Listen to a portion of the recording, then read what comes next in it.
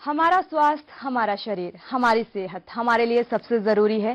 कहते हैं तंदुरुस्ती हजार नियामत। कल की भागदौड़ भरी जिंदगी में और अनियमित दिनचर्या के चलते हम कई बार कई तरह की बीमारियों से ग्रसित हो जाते हैं, डॉक्टर्स के चक्कर लगाते हैं। पर हमारी ये पेशकश के हेल्थ, एक ऐसा प्रोग्राम जिसमें हम आपको रूबरू कराते हैं जाने माने डॉक्टर्स से, जो आपको कई तरह की बीमारियों से बचने के कई उपाय बताते हैं और मेडिकल से संबंधित जानकारियां भी देते हैं। मैं सोनी परिहार आपका स्वागत करती हूं के हेल्थ में, और हम आपको बताना चाहेंगे कि यूपी में सबसे ज्यादा कैंसर के मरीज पाए जाते हैं। और आज हमारे साथ हैं नयति हॉस्पिटल मथुरा से दो जाने माने कैंसर स्पेशलिस्ट डॉक्टर ब्रिगेडियर ए के दर्जी, जो कि नयति हॉस्पिटल के मेडिकल ऑन्कोलॉजी के चेयरमैन हैं, और डॉक्टर प्रोफेसर शांतनु चौधरी जी, जो कि नयति हॉस्पिटल के रेडिएशन ऑन्कोलॉजी के चेयरमैन हैं। डॉक्टर ए के दर्जी देश के जाने माने कैंसर और बोन मैरो ट्रांसप्लांट के विशेषज्ञ भी हैं। डॉक्टर शांतनु चौधरी जी भी देश के जाने माने कैंसर स्पेशलिस्ट हैं और रेडियो ऑन्कोलॉजी में 25 साल का अनुभव भी रखते हैं। दोनों ही डॉक्टर्स टाटा मेमोरियल मुंबई से जुड़े रहे हैं।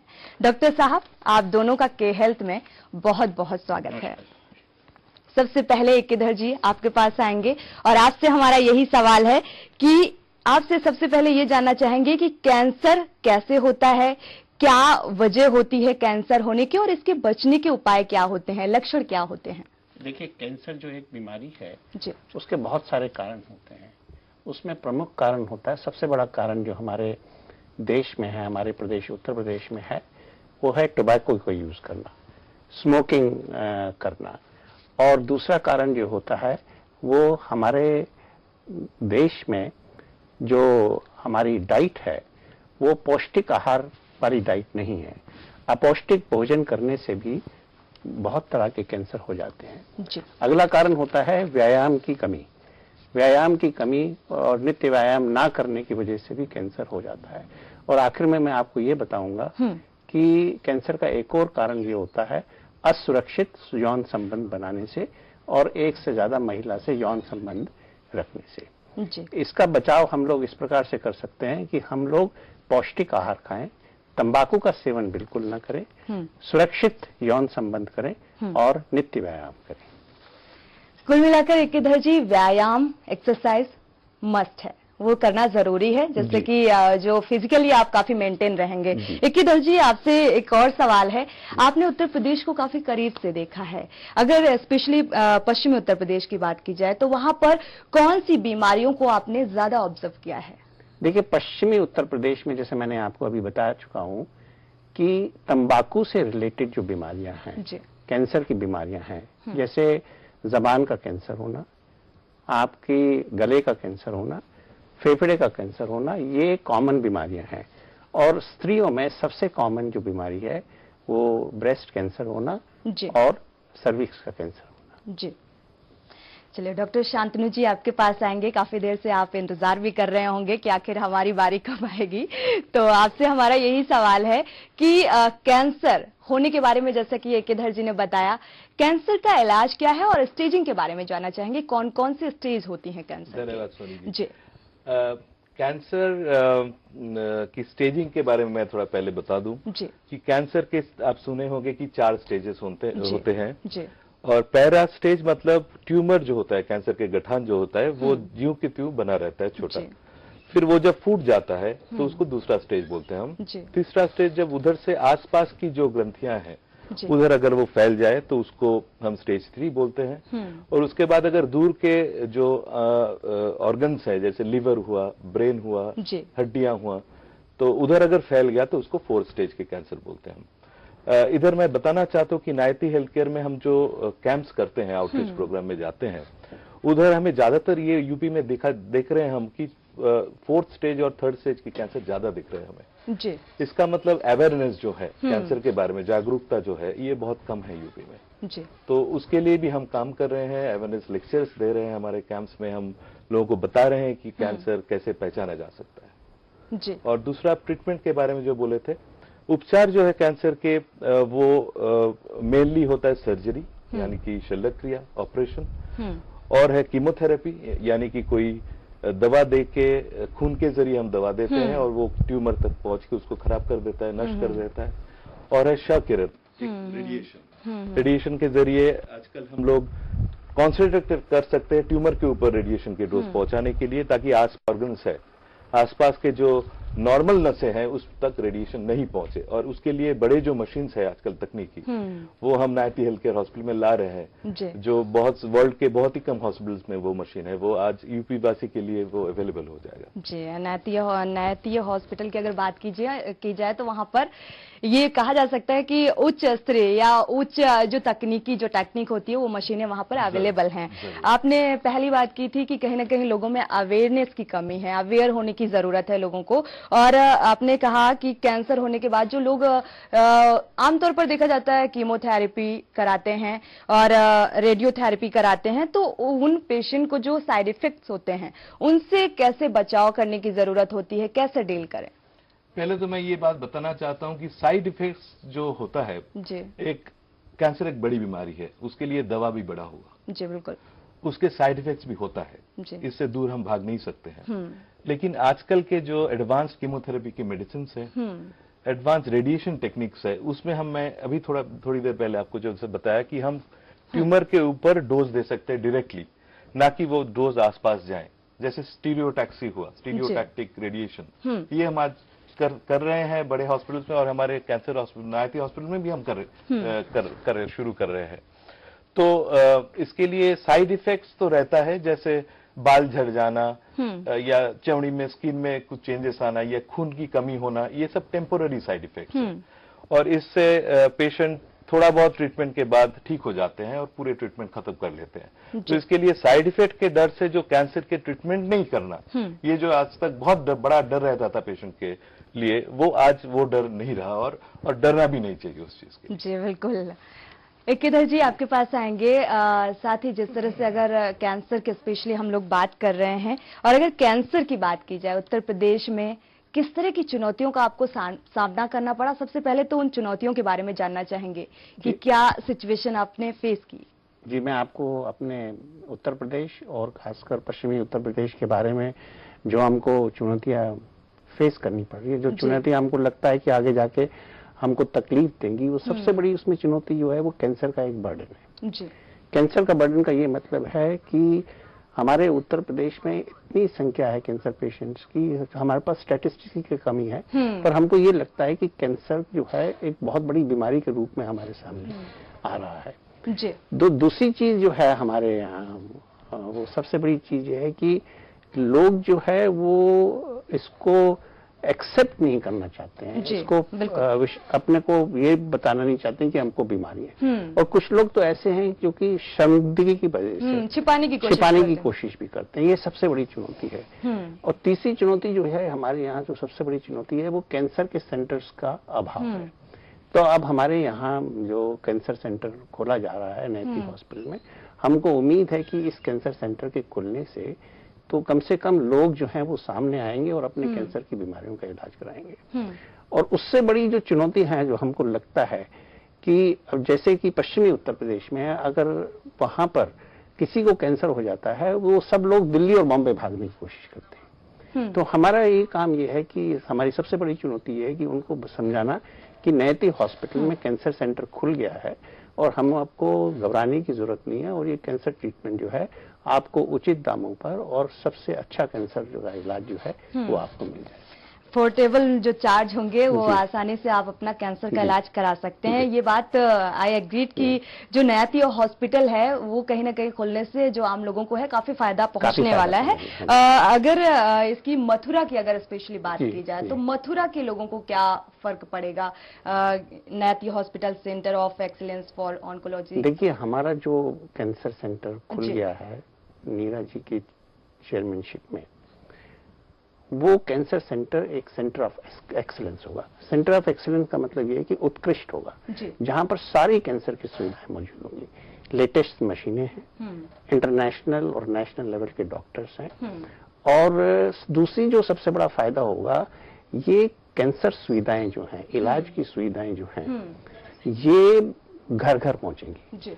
और हमारा जो विजन है नायती हॉस्पिटल का, हमारा विजन ये है कि पहले तो पश्चिमी उत्तर प्रदेश को और उसके बाद एटलीस्ट उत्तर प्रदेश तक हम कैंसर की सुविधाओं को लोगों तक पहुंचाएं, कैंसर के बारे में लोगों को जानकारी दें जी।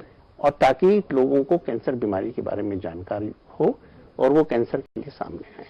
इसीलिए हमने एक होप फॉर कैंसर करके एक इनिशिएटिव ऑर्गेनाइज किया था। एक हमने इनिशिएटिव लिया है जो हमने 4 फरवरी को प्रोग्राम इनिशिएट किया था, उसको हम होप फॉर कैंसर को आगे बढ़ाएंगे ताकि लोगों को जो ये सुविधाएं जो हैं ये घर घर पहुंच सके। जी बिल्कुल, ऐसे एक सराहनीय पहल भी कहा जा सकता है, जिस तरह से एक लोगों को अवेयर करने का एक प्रयास है। और अगर मथुरा की बात की जाए, पश्चिमी उत्तर प्रदेश की बात की जाए, अगर ये सुविधाएं लोगों को अवेलेबल होती हैं तो जाहिर सी बात है काफी अच्छा होगा। असर इसका साफ तौर पर देखने को मिलेगा आने वाले समय में। शांतनु जी, आपके पास आएंगे। अब कैंसर के बचाव के बारे में आपसे जानना चाहेंगे कि आखिर इसके जो प्रिवेंटिव मेजर्स हैं वो क्या हैं? जैसे होप फॉर कैंसर के बारे में डॉक्टर धर ने बताएं जी। प्रिवेंटिव मेजर्स मतलब बहुत से कैंसर्स प्रिवेंटेबल है। जैसे पहले एक कैंसर जो है ओरल कैंसर, तंबाकू संबंधित कैंसर। जी। तंबाकू खाने से कैंसर होता है, ये सब लोग हम जानते हैं और यूपी में ये बहुत लोग यूज करते हैं। तो इससे बचने के एक बहुत आसान तरीका ये है कि माउथ सेल्फ एग्जामिनेशन, खुद मिरर के सामने, आईने के सामने खड़े होके हम मुंह के अंदर का जांच कर सकते हैं और उसमें कोई अगर काला या सफेद या वाइट धब्बा, लाल धब्बा अगर दिखे हमें, या मुंह खोल नहीं सकते हैं जिसको हम डॉक्टरी भाषा में ट्रिस्मस बोलते हैं, ऐसा अगर है तो तुरंत कैंसर तक के पास जाना चाहिए। ब्रेस्ट कैंसर के लिए कोई गठान है, लंप है ब्रेस्ट में, तो वो खुद चेक कर सकते हैं। कोई भी महिला आईने के सामने खड़े होके पैल्पेट कर सकते हैं, देख सकते हैं। अगर है तो डॉक्टर के पास जाना जरूरी है। जो स्राव है, महीने के स्राव होता है, साइकिल्स होते हैं, उसमें अगर कोई इरेगुलरिटी हो तो जरूर डॉक्टर के पास जाना चाहिए। स्टूल या यूरिन में खून जाना, खाना पीना निगलने में दिक्कत हो तो जरूर डॉक्टर के पास जाना चाहिए। तो ये चीज सिम्टम्स अगर हमें हम अच्छे से जानते हैं तो इससे हम जल्दी डॉक्टर के पास जाते हैं तो स्टेज 1 अर्ली कैंसर हम डिटेक्ट कर सकते हैं। और ये यूपी क्यों, जैसे नीरज जी बोलते हैं कि ये मथुरा का हॉस्पिटल नहीं है, यूपी का भी हॉस्पिटल नहीं है, ये भारतवर्ष का, ये वर्ल्ड के हॉस्पिटल है। तो हम ये भी इस पे भी पहल कर रहे हैं कि मेडिकल टूरिज्म जो है, विदेश से भी हमारे हॉस्पिटल में पेशेंट्स आने की बात चल रही है। तो ये हम यूपी के लिए एक बहुत बड़ा तोहफा या गिफ्ट है, ये मैं समझता हूँ। जी बिल्कुल, यूपी के लिए बहुत बड़ा गिफ्ट है। अगर एकेधर जी, आपसे सवाल यही है कि माउथ कैंसर आप देख रहे होंगे, बहुत ज्यादा माउथ कैंसर के पेशेंट आ रहे हैं, तो उसका मुख्य रीजन क्या है? देखिए, मुख्य कारण तो मैंने जैसा आपको बताया कि तंबाकू का इस्तेमाल करना है, चाहे वो तंबाकू बीड़ी के फॉर्म में हो, सिगरेट के फॉर्म में हो या चबाने वाला तंबाकू, ये सबसे बड़ा रीजन है। दूसरा कारण ये है कि मदिरा पान करना, मदिरा पान करने से भी ये मुंह के कैंसर हो जाते हैं। और जो लोग मदिरा पान करते हैं और जो लोग तंबाकू का सेवन करते हैं कंबाइनली, उनको ये और ज्यादा हो जाता है, क्योंकि दोनों जो हैं वो एक दूसरे में ऐड होते चले जाते हैं।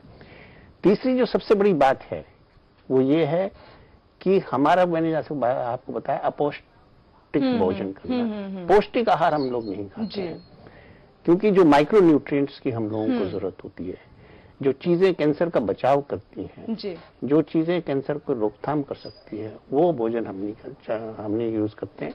तीसरी चीज जो है फैट्स का इस्तेमाल करना और व्यायाम नित्य कम करना या बिल्कुल नहीं करना। कुछ लोग जो है कि व्यायाम करते ही नहीं है, बैठे रहते हैं। बिल्कुल। तो मैं तो ये रिकमेंड करूंगा कि हर एक आदमी को किसी भी फॉर्म का व्यायाम दिन में 1 घंटा जरूर करना चाहिए जी, और पौष्टिक भोजन खाना जी। माफ कीजिएगा, आपको रोकना चाहेंगे, वापस से चर्चा को जारी रखेंगे। एक दर्शक हमारे साथ लखनऊ से राजेश जुड़ चुके हैं। राजेश, अपना सवाल कीजिए। हेलो जी राजेश।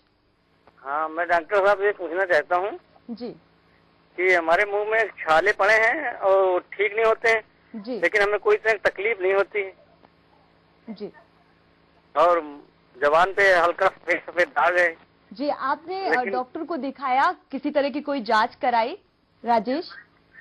मैं जांच नहीं कराई है जी, जांच नहीं कराई, लेकिन क्योंकि हमें कोई कष्ट होता नहीं है इससे, मसाला वसाला खाते तो छोड़ दिया। राजेश के सवाल का जवाब दीजिए। हाँ राजेश जी, ऐसा है कि मुंह में छाले होने का मतलब ये नहीं है कि आपको कैंसर ही हो गया या किसी को भी कैंसर हो गया। तो आप इससे भयभीत ना हो जी, आप इससे भयभीत ना हो, फिर भी आप डॉक्टर की सलाह जरूर लीजिए, क्योंकि कभी कभी ये होता है कि जो अल्सर्स होते हैं मुंह में बन जाते हैं, बहुत सारे रीजन से बनते हैं। जैसे मैंने ये पूछना चाहूंगा कि आप तंबाकू का सेवन करते हैं कि नहीं, आप बीड़ी का सेवन करते हैं कि नहीं, आप पान खाते हैं, आप गुटखा खाते हैं, आप शराब का सेवन करते हैं, ये सारे कॉमन क्वेश्चन हैं जो मैं आपसे पूछना चाहूंगा। और अगर आप इन सब चीजों का सेवन कर रहे हैं तो आप कृपया करके इनको छोड़ दीजिए और तुरंत अपने किसी डॉक्टर से सलाह लीजिए। मैं आपको इतना आगाह करता हूं कि ये इस स्टेज पे कैंसर नहीं हो सकता है अगर आप इसका इलाज नहीं करेंगे और उसको ऐसे ही रखेंगे और तंबाकू का सेवन करते रहेंगे या मदिरा पान करते रहेंगे, तो आगे बढ़ ये कैंसर हो सकता है। पर ये नहीं सिर्फ लोगों को समझ लेना चाहिए। मैं लोगों का भ्रम बार बार इस बात को कह के दूर करना चाहता हूं कि सारे अल्सर कैंसर नहीं होते, पर हाँ उसकी समय समय पर आप जांच कराते रहिए और जिसकी वजह से अल्सर्स हो रहे हैं उन कारणों को आप निष्कासन कीजिए और पौष्टिक आहार खाइए। और अगर आपको अल्सर बड़े हैं और उसमें अगर दर्द भी नहीं हो रहा है तब भी आप डॉक्टर को जरूर दिखाइए। कुल मिलाकर किधर जी जांच कराने की जरूरत होती है, एक बार कहीं ना कहीं डॉक्टर की सलाह लेने की जरूरत होती है। शुक्रिया कॉल करने के लिए राजेश। एक दर्शक हमारे गोरखपुर से संजय जुड़े हुए हैं। संजय जी अपना सवाल कीजिए। जी सर, मैं संजय कुमार पांडे बोल रहा हूँ सर, गोरखपुर कांस्टेबल। जी हेलो हेलो जी संजय जी आपको सुन पा रहे हैं, आप अपना सवाल कीजिए, क्या समस्या है? सर मैं 15 जुलाई को अपोलो दिल्ली में मैं ऑपरेशन अपना कैंसर का कराया था, माउथ कैंसर हो गया था गाल के ब्लाइडर में। हेलो जी जी सुन पा रहे हैं आपको। हेलो जी आपकी आवाज हम तक पहुंच पा रही है जी, अपना सवाल कीजिए। हाँ, तो रेडिएशन हुआ था और जीभ में छाले पड़ गए थे और छाले अभी तक कुछ तो थोड़ा सा इधर है सर, अभी डिफेक्टिव है, छाले नहीं है, थोड़ा इसमें लगता है। मैं जीभ का भी वो बायोप्सी कराया, बायोप्सी नॉर्मल है। हेलो जी लेकिन नॉर्मल है सर, कोई एक दवा हमको बता देते कि थोड़ा सा 6 महीना हो गया, 6 महीना से ऊपर हो गया, थोड़ा सा जीभ पर हमको लगता है कि इन्फेक्शन टाइप लगता है। चलिए राजेश जी आपका शुक्रिया, माफ कीजिएगा संजय जी। शांतनु जी हम चाहेंगे कि आप जवाब दें इनके संजय सवाल जी का। नमस्कार, आपका प्रॉब्लम मैंने सुना है और ऐसा है कि रेडिएशन देने के बाद हमारे मुंह के जो ग्रंथि होता है, ये पैरोटिड ग्रंथि बोलते हैं हम, उनमें से थूक निकलना कम हो जाता है और सूखा होता है। इसके लिए मुंह में सूखापन आता है और तरह तरह की इन्फेक्शंस होने की चांसेस रहता है, जैसे फंगल इन्फेक्शन जिसको हम कैंडिडा इन्फेक्शन बोलते हैं। तो मैं जो बोलूंगा आपको कि मुंह साफ रखिए, माउथ वॉश यूज कीजिए और आजकल थूक के बहुत ऑल्टरनेटिव मेडिसिन हैं जिसको हम यूज करके थूक को नकल थूक बना सकते हैं और ये पैरोटिड ग्रंथि से थूक निकलने का बंदोबस्त और अच्छे तरीके से कर सकते हैं। इसके सिवाय अगर फिर भी आपका अल्सर्स है तो जरूर डॉक्टर को दिखाएं और उसके ऊपर कुछ ओरल मेडिसिन है जिसको हम यूज करके उसको कम कर सकते हैं। धन्यवाद। चलिए शुक्रिया फिलहाल कॉल करने के लिए। और दर्शकों से एक बात और कहना चाहेंगे, वो जब भी कॉल करते हैं तो टीवी का वॉल्यूम जरूर धीमा कर लें ताकि कोई व्यवधान आपका सवाल सुनने में, आपकी बात सुनने में ना उत्पन्न हो। हमारे साथ लगातार शांतनु जी भी जुड़े हुए हैं, एक जी भी जुड़े हुए हैं। कैंसर को लेकर चर्चा हमारी लगातार जारी रहेगी, जिनसे हम लगातार चर्चा कर रहे हैं कैंसर को लेकर कि कौन कौन से स्टेज होती हैं और क्या लक्षण होते हैं, किस तरह से उसका ट्रीटमेंट किया जाना चाहिए और क्या बचाव किए जाने चाहिए। शांतनु जी आपके पास आएंगे। कैंसर के मरीज को ट्रीटमेंट के दौरान किन किन प्रोसेस से गुजरना पड़ता है, आपसे जानना चाहेंगे। देखिए, कैंसर ऐसा एक बीमारी है जिसको हम बोलते हैं मल्टी मोडलिटी अप्रोच में ट्रीटमेंट होता है। किसी पेशेंट में पहले कीमोथेरेपी लगता होगा, उसके बाद ऑपरेशन के लिए जाते हैं। कोई पेशेंट को सर्जरी। माफ कीजिएगा शांतु जी, आपको रोकना चाहेंगे। मेरठ से एक दर्शक जुड़ रहे हैं, राजपाल जी अपना सवाल कीजिए। हाँ डॉक्टर साहब नमस्कार। नमस्कार। हेलो जी राजपाल जी अपना सवाल कीजिए। हाँ मैम, मेरा सवाल ये है कि मेरी वाइफ के चेस्ट में जो गांठ है एक, जी हाँ तो मैं उनसे बात करा दूं आपकी। जी आप बताइए किस तरह की समस्या है आपकी वाइफ को। डॉक्टर साहब चेस्ट में गांठ है, उसमें दर्द होता है, पीछे तक जो है दर्द होता है जी। और उससे पहले जो है उसको एक बच्चा हुआ था जिसकी डेथ 15 दिन बाद हो गई थी। जी। क्या तो आपने किसी तरह की कोई जांच कराई? नहीं मैम, डॉक्टर जांच तो नहीं करवाई है। जी, एकेधर जी आप। देखिए, सबसे पहले मैं आपको ये बता दूं कि सारी गांठें जो ब्रेस्ट में होती है वो कैंसर नहीं होती है, पर फिर भी अगर कोई गांठ ब्रेस्ट में काफी टाइम से है तो उसका डॉक्टर से कंसल्ट करना, उसका सलाह मशवरा करना बहुत जरूरी होता है। क्योंकि अगर आप इन चीजों का सलाह मशवरा नहीं करेंगे और उसकी जांच नहीं कराएंगे तो अगर ये कैंसर है भी तो वो अननेसेसरली वो जो है बाद में ये कैंसर की बीमारी जो है फैलने की संभावना होती है। तो हमारे नेति हॉस्पिटल में जब इस तरह का कोई पेशेंट आता है तो हम सबसे पहले उसकी एक फाइन नीडल एस्पिरेशन करते हैं, छोटी सुई से जांच कराना। छोटी सुई से जांच कराने के बाद अगर हमको उसमें कैंसर सेल दिखाई दे गई तो हम पूरा का पूरा ट्यूमर निकाल देते हैं। तो मैं आपको ये सजेस्ट करूंगा कि आप किसी डॉक्टर या कैंसर स्पेशलिस्ट की सलाह लें, और अगर आप हमारे हॉस्पिटल में आ सकते हैं जो मेरे ख्याल से ज्यादा दूर नहीं है तो हम आपके ठीक तरह से मशीनों के द्वारा जांच कर सकते हैं। सबसे बड़ी चीज है कि डॉक्टर की सलाह लेना बहुत जरूरी है इस स्टेज पे। पर आप इस चीज से भयभीत ना हो कि ये कैंसर ही है, बहुत सारी और भी कंडीशन होती है, बिनाइन कंडीशन होती है, पर मैं आपको ये सलाह दूंगा आप इसका जरूर जांच करवाएं और डॉक्टर से सलाह लें इसके बारे में। जी राजपाल जी शुक्रिया। जैसा कि डॉक्टर एकेधर जी ने कहा कि अगर आप संभव हो नेति हॉस्पिटल जा सकते हैं तो आप वहां पर जाकर इसका इलाज करा सकते हैं, प्रॉपर अच्छी तरह से इलाज हो पाएगा। अगर आपकी जानकारी में कोई हॉस्पिटल है या कोई अच्छे डॉक्टर हैं तो उनसे भी परामर्श ले सकते हैं। हमारे साथ एक और दर्शक जुड़े हुए हैं हल्द्वानी से, सुरजीत जी। सुरजीत जी अपना सवाल कीजिए। हेलो जी सुरजीत जी अपना सवाल कीजिए। सर मैडम मेरे फादर हैं, वो उनकी एज है 72 जी। तो वो लीवर कैंसर है उनको। जी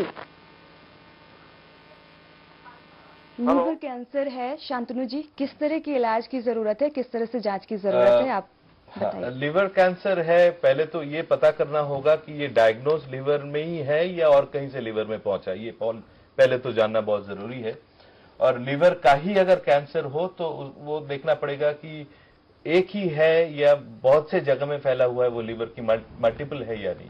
अगर एक जगह पे हो, छोटा हो, तो उसको हम ऑपरेशन द्वारा आजकल काट के निकाल सकते हैं, या रेडिएशन द्वारा, हम स्टीरियोटैक्टिक बॉडी रेडिएशन बोलते हैं, उससे ट्रीटमेंट कर सकते हैं, या कुछ खून के जरिए कुछ कीमो डायरेक्टली उधर पहुंचा सकते हैं ट्यूमर के तरफ, ताकि वो ट्यूमर नष्ट हो जाए। तो ऐसे बहुत से ट्रीटमेंट्स है। लेकिन आप जो चीज बताया कि 72 साल की उम्र है आपके पिताजी का, तो इस सिचुएशन में हमें ये भी एसेस करना जरूरी है कि कितना ट्रीटमेंट हम दे सके, क्योंकि किताब में जो लिखा हुआ ट्रीटमेंट होता है वो हर वक्त हम देते नहीं है, क्योंकि उनके उम्र, उनकी जनरल कंडीशन, ये भी हमें साथ साथ देखना पड़ता है, क्योंकि क्वालिटी ऑफ लाइफ एक पेशेंट के लिए बहुत जरूरी है। हमारे लिए ट्रीटमेंट करने से भी ज्यादा इंपॉर्टेंट है वो स्वस्थ सुखी रहे, ये देखना बहुत जरूरी है। जी बिल्कुल। तो उनको देखे बगैर कौन सी ट्रीटमेंट देना उनके लिए सही होगा, ये बोलना मुश्किल है। चलिए सुरजीत जी शुक्रिया। बागपत से एक दर्शक हमारे साथ जुड़े हुए हैं, ओम प्रकाश जी। ओम प्रकाश अपना सवाल कीजिए। हाँ जी सर, ये है तंबाकू छोड़ने के लिए क्या करना होगा जी? तंबाकू की लत बहुत ज्यादा पड़ रही है, अगर छोड़ते हैं तो नींद सी आती है, चक्कर सा आता है।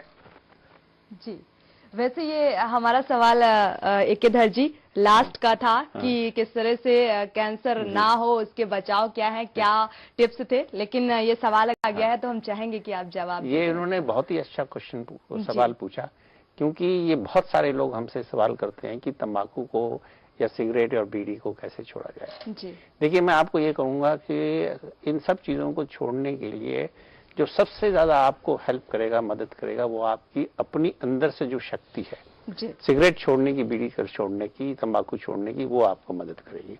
फिर भी क्योंकि आपने ये क्वेश्चन पूछ लिया, तो हमारे यहाँ जो एक प्रिवेंटिव ऑन्कोलॉजी क्लिनिक होती है, प्रिवेंटिव का मतलब कि कैंसर को रोकने की जो क्लिनिक हम लोग चलाते हैं, नेति हॉस्पिटल में भी हम लोग चला रहे हैं, उसमें हम लोग ऐसे पेशेंट्स को 5 स्टेप का ट्रीटमेंट करने को बोलते हैं। 5 steps to stop smoking और टोबैको चेविंग। सबसे पहले ये होता है कि आपको स्मोकिंग को या तंबाकू को एकदम छोड़ना है। ये नहीं कि आज मैं 10 सिगरेट पीता हूं तो मैं आज कल 8 पीऊंगा, फिर 6 पीऊंगा, फिर 5 पीऊंगा, फिर ऐसा नहीं है। आपको इमीडिएटली उसको छोड़ देना है। दूसरा ये होता है कि इमीडिएटली छोड़ने के बाद आपको उस कमरे में या उस एनवायरनमेंट में वापस नहीं जाना है, उस संगत में वापस नहीं जाना है। जैसे आप दोस्तों की संगत में बैठते हैं जिसके साथ आप लोग तंबाकू शेयर करते हैं या स्मोकिंग शेयर करते हैं, उस एटमॉस्फेयर में वापस नहीं जाना है। क्योंकि अगर आप उस एटमॉस्फेयर में, उस वातावरण में वापस चले गए तो आप निश्चय ही दोबारा शुरू कर देंगे। तीसरा जो स्टेप होता है कि आपको स्मोकिंग छोड़ने से पहले लोगों को बताना है कि जी मैं स्मोकिंग छोड़ रहा हूं, मैं तंबाकू छोड़ रहा हूं, आप मेरे को उसमें मदद करें। मदद का मतलब ये होता है कि आपको चारों तरफ से ऐसा एटमॉस्फेयर, ऐसा वातावरण बनाया जाए कि आपको स्मोकिंग दोबारा नहीं स्टार्ट करनी चाहिए। चौथी चीज जो सबसे बड़ी चीज है कि आप अपने स्ट्रेस लेवल को कम करें, क्योंकि हम लोगों ने ये देखा है कि जैसे ही आप अपने स्ट्रेस लेवल आपका बढ़ता है, आप स्मोकिंग भी ज्यादा करते हो, तंबाकू का सेवन भी ज्यादा करते हो, तो उसको कम करने की जरूरत है। और पांचवा जो स्टेप होता है वो हम डॉक्टर हैं, हम आपकी मदद करेंगे। हमारे पास टोबैको च्युइंगम्स आते हैं, टोबैको की मेडिसिन आती है, जो हम इन सब स्टेप्स के साथ साथ करेंगे। कृपया करके आप ये मत सोचिए कि आप डॉक्टर के पास आए और आपने स्मोकिंग छोड़ दी, या डॉक्टर ने ऐसी कोई जादू वाली दवाई दे दी कि स्मोकिंग छूट गई। आप अपनी तरफ से प्रयास करिए, हम अपनी तरफ से प्रयास करेंगे। आप स्मोकिंग को बिल्कुल बंद कर दीजिए। हम आपको ऐसी कुछ दवाई देंगे जो कि स्मोकिंग के बजाय आप यूज कर सकते हैं, ताकि आप स्मोकिंग या तंबाकू का सेवन भी ये बेसिकली स्मोकिंग के बराबर होता है, क्योंकि इसमें भी एडिक्शन हो जाता है, इसमें भी आपकी डिपेंडेंसी बढ़ जाती है। तो आप अपनी तरफ से कोशिश करिए, हम अपनी तरफ से कोशिश करिए। आप हमारी नेति हॉस्पिटल की प्रिवेंटिव ऑन्कोलॉजी क्लिनिक में आइए, वहां हम आपके साथ साथ आपकी मदद करेंगे और आपको तंबाकू छुड़वाने में आपका सहयोग करेंगे। जी बिल्कुल। एक इधर जी कुल मिलाकर सबसे बड़ा योगदान इंसान का खुद का होना चाहिए कि हमें छोड़नी है ये चीज। एक दर्शक उन्नाव से छोटे लाल जी जुड़े हुए हैं, उनका सवाल ले लेते हैं, चूंकि समय भी थोड़ा सा कम है। छोटे लाल जी अपना सवाल कीजिए। डॉक्टर साहब नमस्ते। नमस्कार जी, मैं उन्नाव से बोल रहा हूँ। जी जी छोटे लाल जी अपने टीवी का वॉल्यूम धीमा कर लीजिए, इसके बाद सवाल कीजिए। डॉक्टर साहब मैंने ऑपरेशन कराया था, रेडिएशन में कराया था, मुझे जो है लाल नहीं बन रही और कोई चीज खाते तो कड़ू लगता है। जी शांतनु जी। छोटे लाल जी, मैंने ये लाल जो नहीं बन रहा है उसके बारे में अभी थोड़ी देर पहले बताया हूँ कि वो लाल बढ़ाने के लिए कुछ दवा मिलता है जिसमें से हम ये पैरोटिड ग्रंथि से थूक ज्यादा बनाने की कोशिश कर सकते हैं, जो कि लगातार 3 महीने खाना पड़ता है। इसके लिए अगर आपको गाइडेंस लगेगा तो जरूर हमसे आके मिलिएगा। और आर्टिफिशियल जब तक नहीं बन रहा है, आर्टिफिशियल थूक की मेडिसिन होता है वो आप यूज कर सकते हो। और दूसरा जो आपको प्रॉब्लम आप बोल रहे थे वो है और कौन सा प्रॉब्लम वो बताए थे? लार बनने की मेन प्रॉब्लम है। हाँ, और बस यही। और एक प्रॉब्लम आप बताए थे वो मुझे याद नहीं पड़ रहा है अभी। जी चलिए, फिलहाल शुक्रिया। जैसा कि डॉक्टर शांतनु जी ने बताया, अगर ऐसा आप करते हैं तो जरूर आपको फायदा पहुंचेगा। कलकत्ता से एक दर्शक जुड़े हुए हैं, संतोष कुमार, उनका सवाल ले लेते हैं। संतोष कुमार अपना सवाल कीजिए। हेलो जी संतोष कुमार अपना सवाल कीजिए। हाँ, बोल रहे मेरी माँ को थायराइड कैंसर और ओरल कैंसर है जीभ में। उसके लिए तो हम थायराइड कैंसर का ऑपरेशन भी करवाए थे और जीभ का रे और ये चलाए थे। जी हेलो जी जी